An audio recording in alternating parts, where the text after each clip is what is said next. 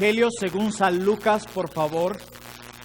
Evangelio según San Lucas, capítulo 8, versículo 26 en adelante. Evangelio según Lucas, capítulo 8, versículo 26. Si usted tiene una Biblia, ábrala, y si no tiene, lea con el que esté a su lado, pero lea, por favor.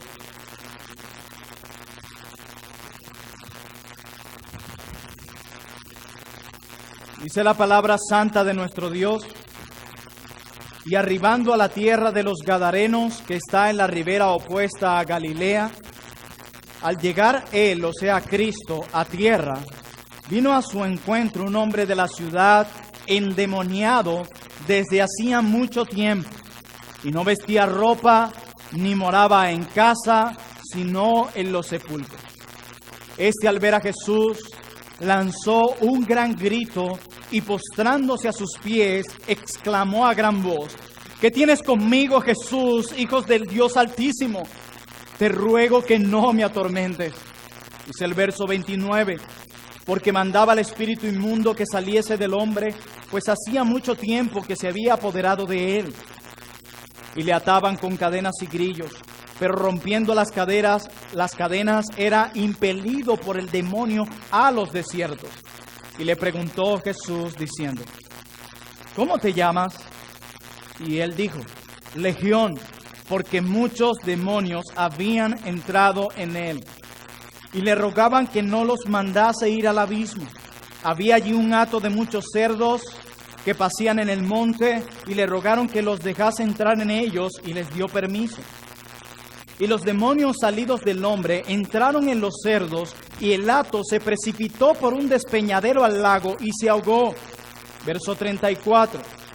Y los que apacentaban los cerdos, cuando vieron lo que había acontecido, huyeron, y yendo dieron aviso en la ciudad y por los campos, y salieron a ver lo que había sucedido, y vinieron a Jesús, y hallaron al hombre de quien habían salido los demonios, sentado a los pies de Jesús, vestido y en su cabal juicio, y tuvieron miedo. Verso 36. Y los que lo habían visto les contaron cómo había sido salvado el endemoniado. Entonces toda la multitud de la región alrededor de los Gadarenos le rogó a Jesús que se marchase de ellos, pues tenían gran temor. Y Jesús, entrando en la barca, se volvió. Verso 38.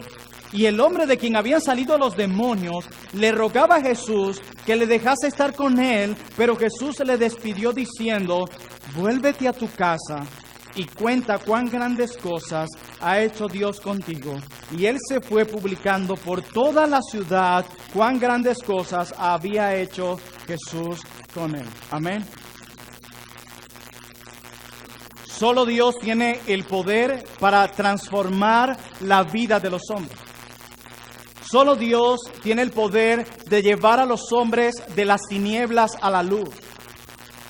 Solo Dios puede cambiar un corazón oscuro y endurecido de un hombre pecador por un corazón que siente y que ama a su Creador.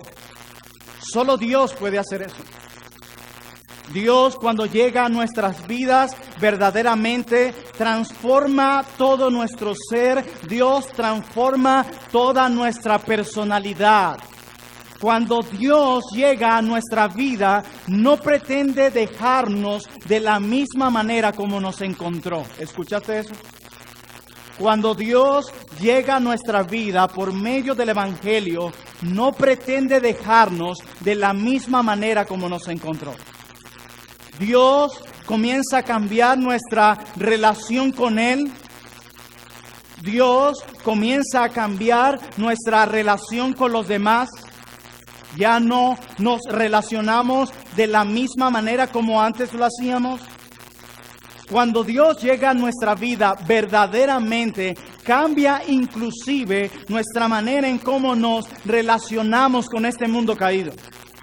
Dios cambia absolutamente todo, nos transforma. Como dice Pablo a los Corintios, nos hace una nueva criatura en Cristo Jesús. Y es eso precisamente lo que vemos en nuestra historia, en este milagro que encontramos en Lucas capítulo 8, versículos 26 al 39. Y quiero ir dando algunos detalles a lo largo de esta maravillosa historia y encontrar el énfasis del evangelista para que tú y yo podamos aprender el poderoso mensaje detrás de esta narrativa. Dice nuestro texto: y arribaron a la tierra de los Gadarenos, que está en la ribera opuesta a Galilea. Arribaron. ¿Dónde estaban antes Jesús y sus discípulos antes de dirigirse a esta ciudad de los Gadarenos? Si nosotros leemos los capítulos anteriores en el Evangelio de Lucas, nos vamos a encontrar a Jesús dando discursos maravillosos en esta tierra como el mejor de los predicadores, quien era Jesús. Pero también vemos a Jesús haciendo una serie de milagros antes de este evento. Pero de manera más cercana, tenemos a Jesús y sus discípulos en medio del mar, navegando de un lugar a otro, y en medio de ese momento viene a ellos una gran tormenta. Los discípulos entran en miedo, en terror, cuando en medio de la barca, aún los pescadores más experimentados que eran ellos tienen temor. Jesús está en una parte de la barca durmiendo. Ellos corren a despertarlo. Le dicen: ¿no ves que perecemos, Señor? Jesús se levanta inmediatamente, reprende a los vientos, calma la tempestad y muestra su poder y su gobierno soberano aún sobre la naturaleza. Los discípulos se maravillan y dicen: ¿quién es este que aún los vientos le obedecen? Y Jesús le dice: hombres de poca fe son ustedes. O sea que los discípulos acaban de experimentar un enorme milagro. Pero no obstante, les tocará ahora experimentar otro milagro del Señor. Y es previo a esto que llegan ellos a la tierra conocida como la tierra de los Gadarenos. La Biblia no nos da detalle acerca de estos personajes. La Biblia no nos dice con claridad quiénes serán los Gadarenos. Pero podemos tener una idea en esto, ya que se han hecho muchas especulaciones de las cuales debemos guardarnos tú y yo, pero podemos llegar a una pequeña conclusión de quiénes pudieran ser. Algunos piensan que estos Gadarenos eran gentiles, debido a que según Lucas más adelante ellos cuidaban cerdos. Y para los que no lo saben, este animal era considerado impuro para los judíos, pero no para los gentiles. Por eso se piensa que los que tenemos aquí eran gentiles. Y este hombre que se nos presenta en nuestra historia como el endemoniado gadareno era de esta ciudad, era nativo de este lugar. Y dice el versículo 27 de Lucas capítulo 8 lo siguiente: al llegar él, o sea Cristo, a tierra, vino a su encuentro un hombre de la ciudad endemoniado desde hacía mucho tiempo, y no vestía ropa ni moraba en casa, sino en los sepulcros. Este texto o este evento lo narra también el evangelista Mateo y el evangelista Marcos, pero Marcos se encarga de dar más detalle aún que Mateo. Y Marcos dice que inmediatamente Jesús puso los pies en esa tierra, este hombre endemoniado viene corriendo hacia Cristo. Imaginen el episodio. Un hombre totalmente desnudo. Un hombre endemoniado de una manera terrible. Y viene corriendo hacia los pies de Jesús. Y yo me imagino a los discípulos diciendo: hey, Señor, mira quién viene allá. Ellos tuvieron miedo. Recuerden que el miedo entró junto con el pecado en este mundo. Y viene el hombre endemoniado. Y Lucas dice: este hombre estaba desnudo, endemoniado, y su hogar era un cementerio. Qué terrorífico este asunto. De verdad espanta de entrada. No, a veces va en la calle y ve a un hombre solo un poco sucio y vestido, e inmediatamente uno se espanta, uno se cambia de acera. Pero imagínense ver este hombre desnudo, enloquecido, y que su casa en un cementerio. Y dice Marcos que este hombre con piedras se golpeaba. O sea que lo más seguro es que tenía en sus manos y en sus pies restos de esas cadenas que constantemente le colocaban. Y adicional a eso, debía haber estado marcado y herido por todos los golpes que él a sí mismo se daba. Y de este hombre no se nos dice mucho, pero podemos llegar a la conclusión con mucha claridad de que este hombre no siempre fue así. ¿Por qué? Porque el Señor en el verso 39 de nuestro texto les dice, luego de haberlo liberado, que vaya a su casa y cuente lo que le había sucedido. Quiere decir que este hombre tuvo un hogar.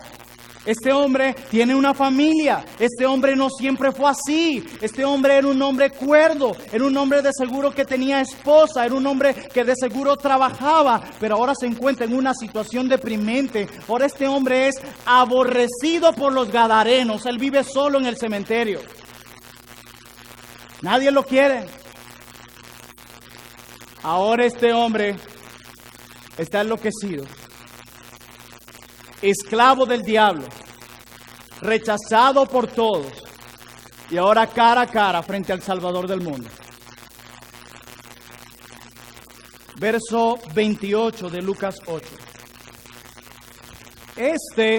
O sea, el gadareno, al ver a Jesús, lanzó no un grito, un gran grito, y postrándose a sus pies, exclamó a gran voz: ¿Qué tienes conmigo, Jesús, Hijo del Dios Altísimo? Te ruego que no me atormentes. Y Lucas nos da la razón, porque mandaba al espíritu inmundo que saliese del hombre, pues hacía no poco, mucho tiempo, que se había apoderado de él, y le ataban con cadenas y grillos, pero rompiendo las cadenas, era impelido por el demonio a los desiertos. Increíble. Este hombre ve a Cristo, este hombre está endemoniado, inmediatamente se postra, él reconoce la majestad de Jesús. Y esto nos recuerda aquello que dice la Escritura, de que un día, toda rodilla se doblará y confesará que Jesús es el Señor. No que confesarán que Jesús era un simple maestro. No que confesarán que Jesús era un simple carpintero, como muchos dicen. No, confesarán que Jesús es el Señor. Y aunque sus rodillas no se quieran doblar, el texto dice se doblarán y confesarán que Jesús es el Señor. Así como este hombre, poseído por muchos demonios, se postra y reconoce, oh, la majestad de Jesús. Se postra ante él. Reconoce su majestad. Le dice: ¿qué tienes conmigo, Jesús, Hijo del Dios Altísimo? Te ruego que no me atormentes. Y el texto dice que le ataban continuamente esas cadenas y grillos. Y era tal la fuerza de este hombre, una bestia, que rompía las cadenas como si fueran un simple hilo. Y dice el texto que era impelido por el demonio a los desiertos. No obstante, dice el verso 30, y le preguntó Jesús diciendo: ¿cómo te llamas? Y él dijo: legión, o sea, muchos. Una legión podía ser un ejército de 4,000, 5,000. Porque muchos demonios habían entrado en él. Cuando leemos Marcos, el evangelista Marcos se encarga de decirnos de que el hato de cerdos que había allí eran como 2,000. Y como veremos más adelante, estos demonios le piden a Cristo que los deje entrar en los demonios. Por lo tanto, pensamos que eran como 2,000 demonios lo que este hombre tenía dentro de sí.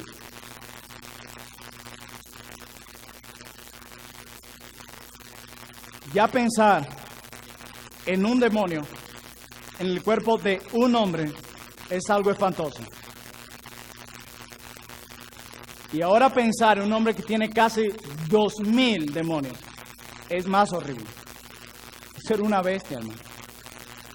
Como 2,000 demonios dentro de un solo hombre, que lo arrastró hasta los sepulcros, que lo tenían esclavizado, apartado de la sociedad completamente. Y estos demonios hablan aquí, y en el verso 31 dice el texto, y le rogaban a Cristo que no los mandase ir al abismo. ¿Qué es el abismo aquí? Es el infierno. El lugar que originalmente fue preparado únicamente para Satanás y sus ángeles. ¿Sabían eso? Para Satanás y para sus ángeles fue diseñado el infierno. Te podrás imaginar el tipo de castigo con el que los hombres se encontrarán allí, en un lugar que fue preparado para el ser más perverso sobre los cielos y sobre la tierra, Satanás y sus ángeles. Y ese es el lugar en el que estarán aquellos que rechacen a Cristo en esta tierra. Sus compañeros de prisión serán Satanás y sus ángeles. ¿Sabes lo horrible que es eso? ¿Tú te imaginarás la tortura que Dios preparó desde un inicio para Satanás? Esa la sufrirán muchos en ese lugar. Y estos demonios sabían que en el calendario de Dios hay un día decretado para un juicio, para un castigo. Ellos lo sabían. Y ellos pensaron quizás que ese día había llegado, y por eso les dice, no nos envíen al abismo, porque ellos sabían que el abismo era el lugar donde iban a experimentar el castigo eterno. El cielo, o al cielo y al infierno, entrarán pecadores. La diferencia es que los pecadores que entran al infierno, sus pecados no les fueron perdonados, por la razón de que no vinieron a Cristo en arrepentimiento y fe, rechazaron a Dios.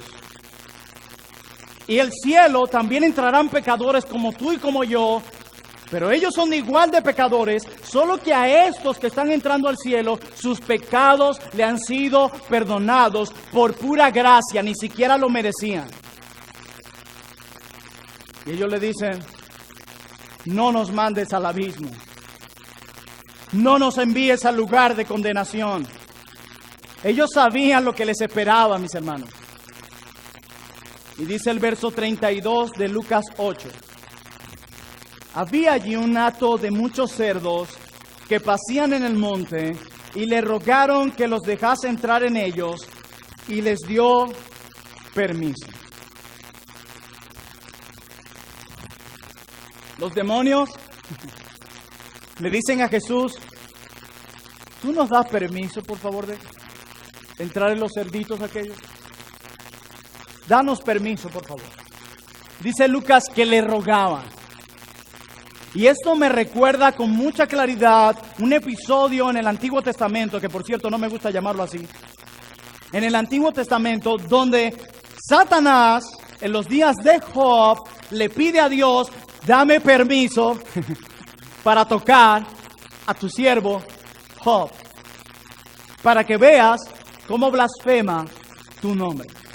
¿Y qué pasó? Job, aún en el momento más duro, termina honrando al Señor, y de nuevo la boca de Satanás es tapada. Pero el punto aquí es, Satanás y sus ángeles no pueden hacer absolutamente nada sin que Dios les dé permiso. Si Dios no levanta la reja, ellos no pueden tocar a nadie ni hacer nada. Entiéndalo. Escuchen esto. Aún Satanás y sus ángeles son siervos y se tienen que someter al Dios Altísimo. Y esto va para aquellos evangélicos que le dan un poder a Satanás que no tiene. Que creen que Satanás puede arrebatarnos algo que le pertenece a Jehová de los ejércitos. Ellos deben pedirle permiso al Señor. Ellos no son absolutamente nada delante de Dios. Por eso ni al diablo puedes temer.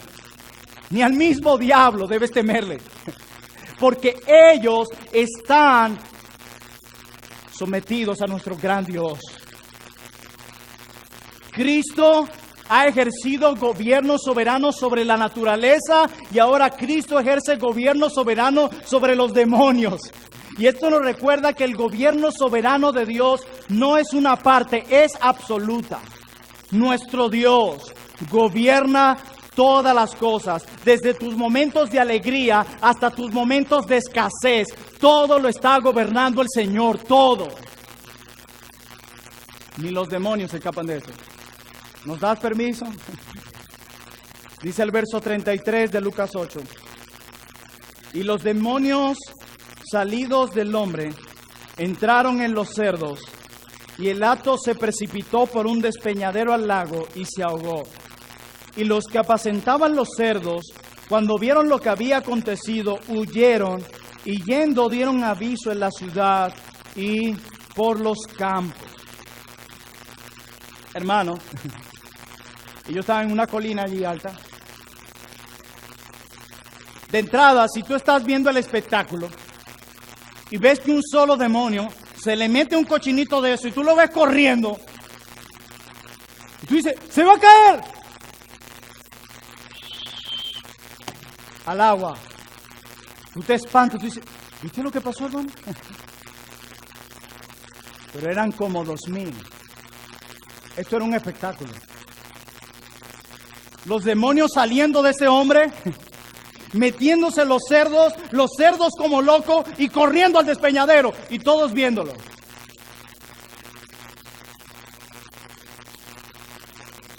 Impactante. ¿Y saben quiénes más estaban viendo? Quienes cuidaban a los cerdos. Ellos están viendo a sus cerditos.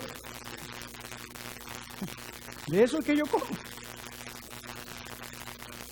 Y allí se fueron por el vacío y todo acabó que inmediatamente, dice Lucas, que la reacción de estos hombres es correr e irlo a contar a toda la ciudad. Verso 35. Y salieron a ver lo que había sucedido y vinieron a Jesús y hallaron al hombre de quien habían salido los demonios, sentado a los pies de Jesús, vestido y en su cabal juicio, y tuvieron miedo. Por años han visto a este hombre desnudo, esclavizado y como un loco, y ahora lo ven que pasa de la locura a la cordura. ¿Y lo ven vestido? A los pies del maestro y en su cabal juicio. ¿Qué es esto? ¿Qué es esto?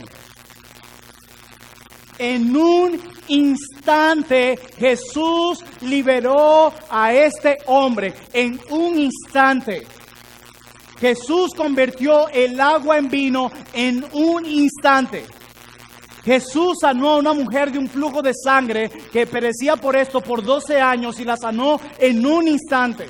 Jesús resucitó a la hija de Jairo en un instante. Jesús liberó a este hombre en un instante, porque nuestro Jesús tiene un gran poder que nada ni nadie lo puede igualar.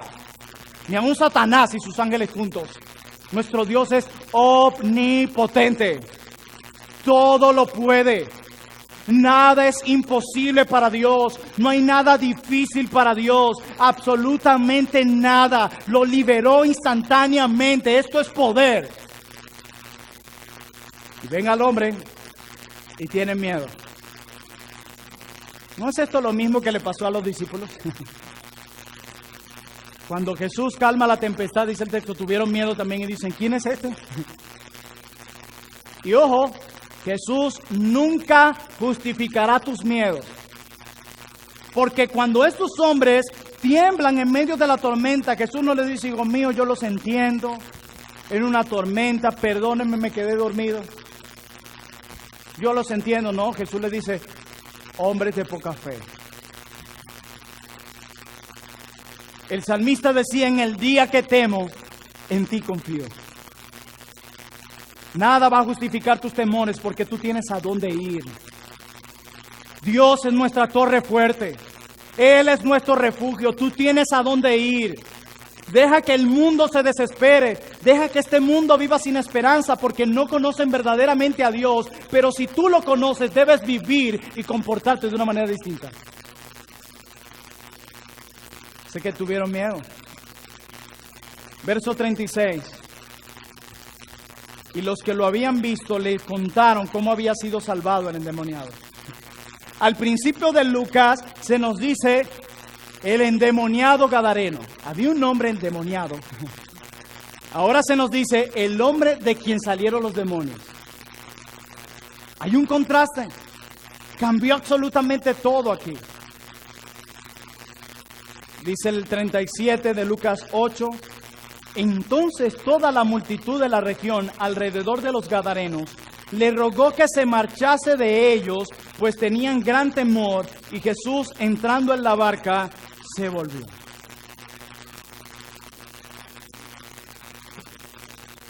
La noticia no fue en aquel pueblo la liberación de ese hombre.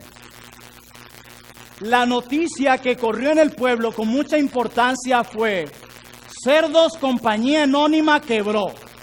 Esa fue la noticia. Eso era lo importante. Lo que había pasado con los cerdos. Parece que no había mucha importancia de que ese vecino, ese miembro de esa comunidad, había sido liberado de una vez y para siempre. Eso no les importó. Lo importante eran los cerdos. Y eso nos recuerda el amor excesivo que posee nuestra generación a los animales. Ojo, y quiero aclarar esto para que no se me malinterprete luego. La Biblia nos llama a amar y a cuidar de los animales. Pero hay un problema con ese amor excesivo. Que llega el momento donde nos importa más un animal que el ser humano. Alguien narraba la historia de un hombre que era cazador y mató a un león. Inmediatamente tuvo que huir y esconderse porque le llegaron amenazas de muerte por haber matado a este león. Y mi pregunta es, ¿pasa lo mismo cuando alguien mata a un niño? ¿O a un ser humano? ¿A un adulto? No. Tristemente no. No pasa lo mismo. Cuando cada semana, cuando cada mes mueren personas a manos de malvados en este mundo, donde se cometen injusticias constantes. Eso es triste ver en nuestro mundo, no en nuestro país, en el mundo entero. Ver esta situación. Aquellos que protestan a favor de la vida animal son los mismos que protestan a favor del aborto. Son los mismos. ¿Qué doble discurso posee nuestra generación? Por eso alguien decía que nuestra generación tiene la mente tan abierta que se le cayó el cerebro. Eso es lo que pasa hoy. Vemos a una sociedad actuando contrario a los parámetros de Dios, seres humanos haciéndose daño entre seres humanos. Ese es el resultado del pecado en el hombre. Oh, hermanos, lloran y se dan golpes de pecho cuando muere un animal. Repito, la Biblia nos llama a amar y a cuidar los animales también. Pero les vale muy poco cuando una criatura de unos pocos centímetros es tirado a la basura por medio del aborto. Asesinos son. Lo que le quita la vida a una criatura desde que se gesta en el vientre. No importa el tamaño, no importa los días. Allí hay un ser humano. Allí hay un ser humano. Es un asesinato eso. Y nada lo puede justificar. O por lo menos las justificaciones que usa nuestra sociedad no son válidas delante de la palabra de Dios. Hermanos, estas personas amaban más su negocio y les importaba muy poco que aquel hombre había sido liberado. Les daba igual, les importaba poco que aquel hombre desnudo, endemoniado y apartado de sus familias había sido liberado. Les importaba poco. Amaban mucho sus riquezas. quebró su negocio, amaba mucho lo material. ¿Y saben qué? Jesús se volvió una amenaza para ellos. Aquí tenemos una propuesta, una solicitud malvada. Vete de aquí. Pero tenemos una respuesta positiva de Jesús. Él se fue. ¿Quién cree que perdió allí?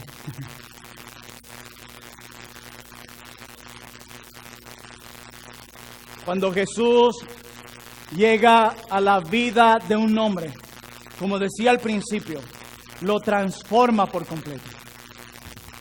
¿Qué pasaría, por ejemplo, si un narcotraficante se convierte al Señor? ¿Debe abandonar todo lo suyo? ¿Debe entregarse a la justicia? ¿Debe seguir a Jesús en su palabra? ¿Qué pasaría si un hombre adúltero se convierte al Señor? ¿Debe abandonar esa vida y ser fiel a su esposa?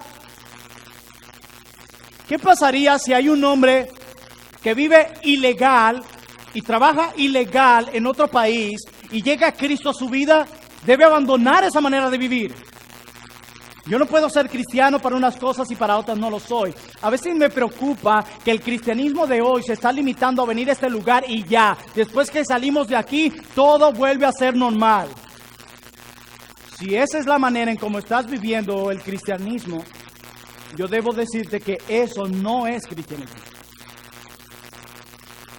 Yo no puedo ser cristiano en el culto el domingo y adorar con lágrimas en los ojos y con un gran gozo, y el día de mi cumpleaños un libertinaje total. No, yo no soy cristiano para unas cosas sí, para unas no. Debo ser más consistente de que mis palabras vayan de acuerdo a mi manera de vivir. Si no, lo que estoy siendo es un hipócrita más. Y créanme, ya este mundo está cansado de tantos hipócritas. Ya uno se cansa de oír. Yo conozco a alguien que es cristiano, pero hace esto. Ya estamos cansados de eso, hermano. Cansados. Hay un amor por lo material en el que Cristo se vuelve una amenaza. Inclusive hay personas en nuestros trabajos donde no quieren trabajar junto a un cristiano porque dicen, no, este me va a decir que tengo que actuar íntegramente, que no puedo alterar los impuestos, que no puedo violar las reglas, y yo no quiero eso. La Biblia dice que los hombres no vienen a la luz para que sus obras no se hagan manifiestas. Y usted esté donde esté, haga lo que haga, gane poco, gane mucho, sea íntegro con su dinero y donde trabaja, sea íntegro. Estos hombres amaban más las riquezas que a él. Y le dicen, lárgate de aquí, Jesús. Eres un peligro para nuestra riqueza. Y Jesús responde positivamente. Hermanos, amigo que estás aquí, tú has rechazado el evangelio quizás muchas veces y has dicho, yo no quiero hablar más de ese Jesús, yo no quiero a Jesús en mi vida, ya basta de los evangélicos. Y un día Jesús te puede conceder esa petición positivamente. ¿No quieres a Jesús? Ok, Él se va a alejar de ti por completo y no habrá más oportunidad. Y créeme, te tocará enfrentar las consecuencias de tu propio pecado. Por eso hay momentos en donde las personas dicen, no te quiero escuchar más, y tú le aconsejas y no. Hay momentos donde habrá que dejarlos, así como Cristo dejó a estos hombres. Así que si tú quieres que Jesús salga de tu vida, Él un día puede responder positivamente a esa petición. Y quien va a salir perdiendo no es Jesús, Él seguirá siendo Dios. Hagas lo que tú hagas. El problema estará contigo. Muy grave. ¿Te acuerdas del abismo?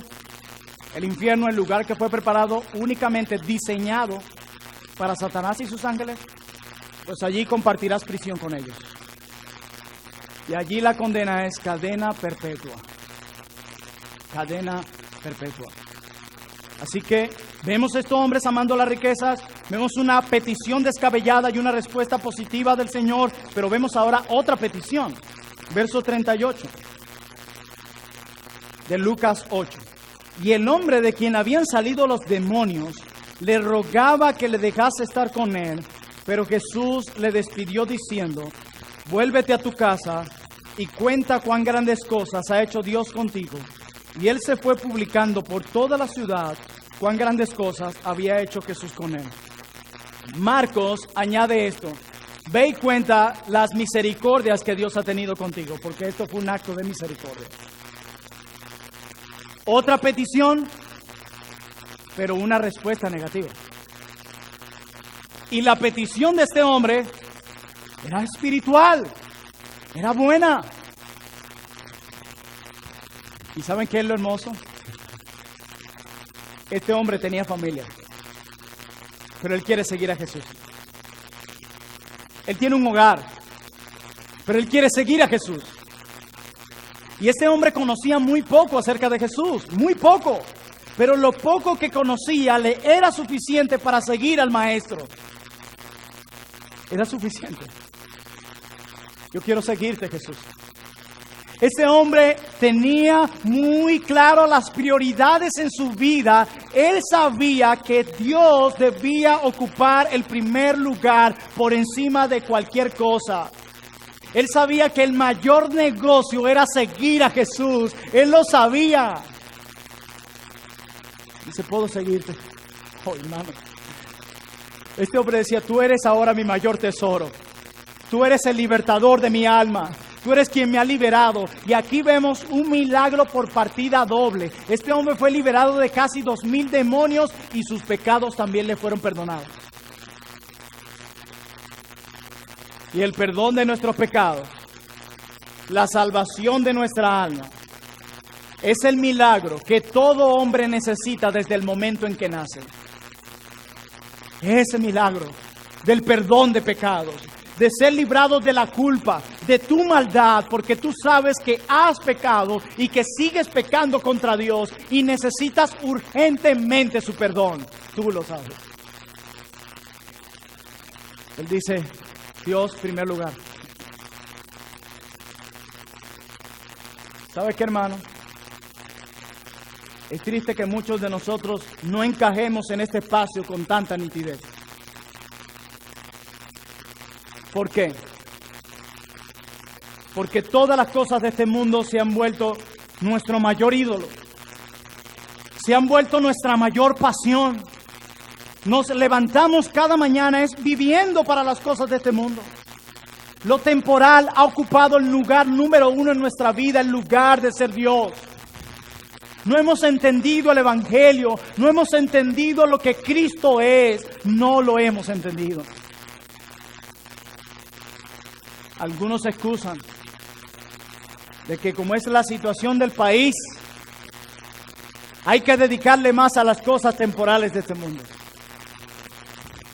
No, el problema no es la situación del país, el problema eres tú.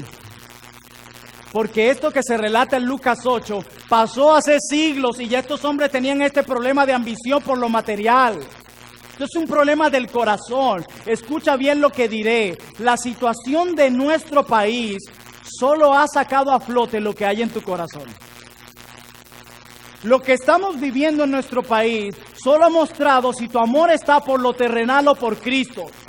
Si realmente tienes tu esperanza puesta en Cristo, si realmente te refugias en las promesas de Dios, esto solo está evidenciando el verdadero cristianismo y el falso cristianismo. Esto solo está evidenciando que algunos han aprendido solo a vivir en abundancia, pero no han aprendido a vivir en escasez. Eso es lo que te falta. Y eso no va a pasar hasta que Cristo sea tu mayor tesoro. Eso no va a pasar hasta que tu pasión sea día tras día seguir a Jesús a costa de perder todo.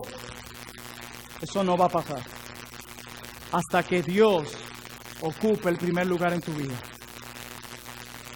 Y que tu vida, la manera en cómo vives, cómo administras tu dinero, cómo hablas delante de los demás, defina si tus palabras son verdaderas. Porque este hombre quiere seguirla, él es lo que quiere seguirle. Y Jesús le dice no. Aquellos le dicen vete y Jesús le dice sí. ¿Y saben qué nos recuerda esto? Que no todo sí de Dios es positivo. Y que no todo no de Dios es negativo. Ayer oraba con mi esposa sobre una situación y la respuesta del Señor fue no. Pero no necesariamente ese no es negativo. Es positivo. Y este relato nos los muestra. Aquellos que hacen una petición descabellada, Él se los concede. Así que no siempre cuando Dios dice sí, quiere decir que es positivo. Pero este hombre dice, quiero seguirte. Esto nos muestra que no todo no de Dios es negativo. Este hombre fue transformado por completo. Alguien decía que sin Dios en nuestra vida, amamos las cosas, las hacemos nuestro ídolo, nuestro mayor tesoro, nuestro negocio, nuestro trabajo, en la casa trabajo, peleamos por el trabajo, el domingo trabajo, sábado trabajo. Y él dice, cuando tú no tienes a Jesús, tú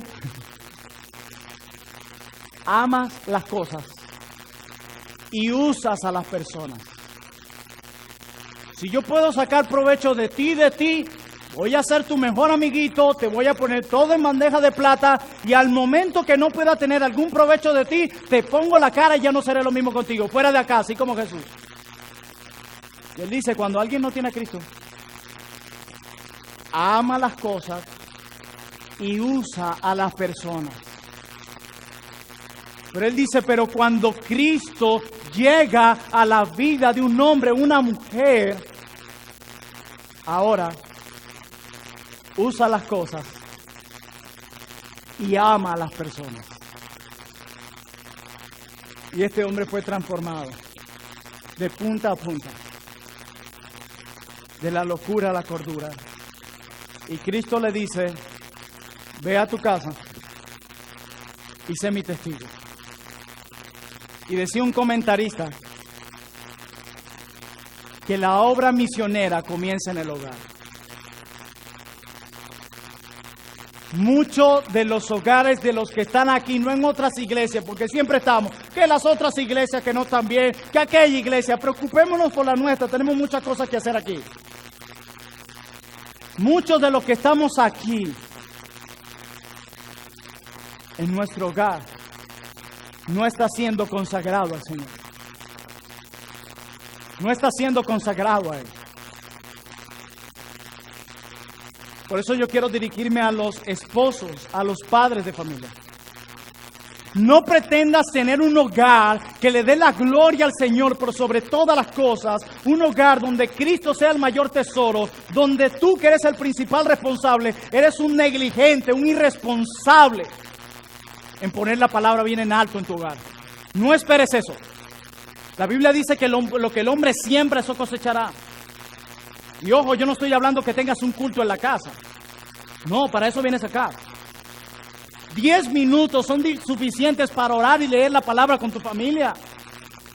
Una vez contaba un siervo del Señor que fue a visitar una casa y le dice que iban a tener el devocional familiar. Fueron a un lugar, había un púlpito y 2 sillas. Pastor, siéntese ahí, al lado va mi esposa y yo voy a dirigir el culto familiar hoy. Esa es una idea errada de lo que es la adoración familiar. No la entienden. A este hombre se le manda, ve y proclama en tu casa lo que ha pasado.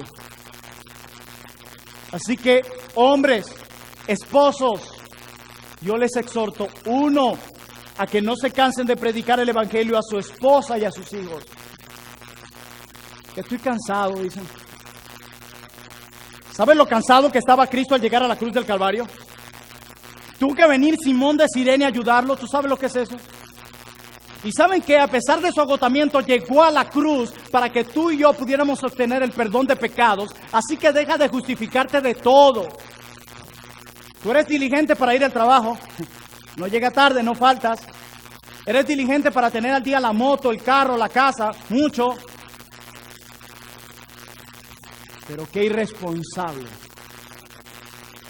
por las cosas espirituales de tus hijos. Yo estoy seguro que ni sabes cuál fue el devocional que tu esposa y tus hijos tuvieron ayer. Ni lo sabes. Ni lo sabes. No estás pendiente de nada, ni de lo básico. Por eso el Señor en su misericordia hoy te anima y te da la oportunidad de retomar lo que te corresponde. Y que no te canses de predicar el Evangelio a los tuyos. Pero en segundo lugar, dales el ejemplo. Dales el ejemplo. Luchamos con eso. Los padres exigen cosas que ni ellos mismos viven. No hagas eso porque eres un hipócrita. Sé un ejemplo para tus hijos. Que si tú mueres y le preguntes a alguno de tus hijos o a tu esposa, describen una palabra a tu esposo, a tu padre o a tu madre, y que puedan decir: mi madre, mi padre amaban al Señor. Que puedan decirlo. Pero si no ven el ejemplo en ti, ni un hombre que está animándoles a lo espiritual, pero con lo material sí, al día, no esperes que puedan decir eso. Todo empieza en casa. Se les manda a la casa. Aquellos que echaron a Cristo, ellos pensaron: nos libramos de este. Ya nadie va a proclamar el mensaje que traje este llamado Jesús. Ya nadie va a volver a hacer lo mismo que él hizo. ¿Y saben qué? Cristo deja un testigo. Tú me serás testigo. Empieza por tu casa. Tú me serás testigo. Hermanos míos, Cristo quiere que seamos testigos de lo que ha hecho en nosotros, en esta generación. En esta generación tan triste y tan dura que nos ha tocado vivir, en donde todos nosotros también tenemos nuestra cuota de responsabilidad, Cristo nos ha llamado a que seamos testigos aquí. Que proclamemos las buenas noticias de salvación en el trabajo, en la calle, a nuestra familia, con amor, con compasión, no predicando un sistema, no diciendo ven a la iglesia mía, no, predíquele una persona, a Cristo como el único Señor y Salvador de su alma. Seamos testigos del Señor. Seamos testigos de Él. Alguien decía, muchas veces somos tentados a abrir nuestra boca cuando tenemos que callar. Y otras veces somos tentados a cerrarla cuando tenemos que hablar. Pues la Biblia nos llama a abrir nuestras bocas y a proclamar el Evangelio de Cristo a todo lugar sin detenernos. Reconociendo que nosotros no salvamos a los hombres, es Él quien lo hace. Así como liberó al endemoniado gadareno. Un milagro por partida doble. Liberado de casi 2,000 demonios y sus pecados perdonados. Hermano mío, ¿cuál va a ser tu petición hoy? Vete de mi vida, Jesús, o déjame seguirte. ¿Cuál de los dos? Porque si vas a seguir a Jesús, debes aprender a no vivir para ti mismo ni para este mundo, sino a vivir para Jesús. Él debe ser tu mayor tesoro, porque Él es el mayor tesoro. No hay nada más precioso en este mundo que Jesús. Aún tu trabajo, si viene un pequeño incendio o una gran vaguada, se va a acabar en cuestión de segundos. Pero Cristo perdurará para siempre, para siempre, para siempre perdurará Jesús. Así que lo que tú necesitas es a Cristo, es seguirle, es abandonar todo por Él, es tomar la cruz e imitarlo en todo. ¿Y saben por qué? Porque Él te liberó de la esclavitud del pecado. Él nos hizo libres. Tú y yo también vivíamos en un mundo de locura, con una mente entenebrecida, ajena de Dios. Tú y yo también andábamos desnudos, desprotegidos de este mundo, como hombres y mujeres que no tenían padre. Y tú y yo no solo vivíamos entre los muertos, tú y yo estábamos muertos espiritualmente. Y Él nos trajo a la vida. Rompió las cadenas. Nos limpió no de un solo pecado, de todos los pecados. y los echó al fondo del mar. ¿Quién puede ver al fondo del mar? Nadie. No recordaré más tu pecado, dice el Señor. No lo recordaré más. Él nos ha limpiado de toda culpa. Nos ha recibido. Nos ha mostrado su amor. Y nuestra reacción única a este amor tan grande recibido por Jesús es: ¿puedo ir contigo, Señor? ¿Puedo seguirte? Y la respuesta que Él nos daría hoy: sí.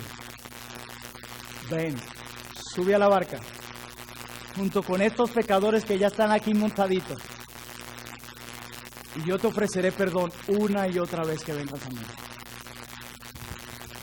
Tú que estás aquí hoy puedes ser librado por el amor grandioso de Dios, de habitar en esa prisión llamada infierno con Satanás y sus ángeles. Por eso hoy ruega al Señor: perdóname, perdóname. Y confía en que el sacrificio de Cristo y su resurrección es lo único que te puede reconciliar con Dios y otorgarte el perdón. Tú no necesitas otra cosa. Tú necesitas es el perdón del Señor. Tú necesitas es subir a esa barca y seguirle. A pesar de la escasez y a pesar de las presiones y de las tentaciones de este mundo, tú necesitas seguir a Jesús. Nuestro Dios es bueno. Nos ha dado libertad. Y con esto cierro. Este hombre estaba feliz. ¿Cómo se sentiría la familia cuando lo vio? Qué día de gozo, ¿verdad? Este hombre estaba gozoso. He sido libre. Las cadenas del pecado han sido rotas. He sido libre. Corriendo hacia la comunidad con ropa. He sido libre. Y todos viéndolo llegar. Oh, ¿te liberaron de esos demonios? Sí, pero también mis pecados me fueron perdonados, dice este hombre. Por eso, hermano y hermana que estás aquí, cuando tú pecas y te sumerges más bien en la tristeza de la culpa, en lugar de ir al Señor a rogar el perdón, tú te estás perdiendo el gozo que el perdón trae. Te lo estás perdiendo. El perdón trae gozo. El perdón trae alegría en el creyente. Cuando ores y confieses tus pecados, levántate de allí, porque la Biblia dice que Él es fiel y justo para perdonar. Él te ha olvidado y los pecados fueron echados al mar y Él no los verá. Él no los verá. Él los ha olvidado. Por eso no vivas como alguien a quien los pecados no le han sido perdonados. Gózate y alégrate en tu Señor, así como este hombre se alegró por el perdón de sus pecados. Oremos a aquel que nos ha libertado. Oremos a aquel que nos ha dado gozo. A pesar de todas las dificultades, hemos sido libres. Hemos sido libres. Y un día estaremos con Él para siempre. Y ya no habrá miedo, pecado ni temor. Oremos.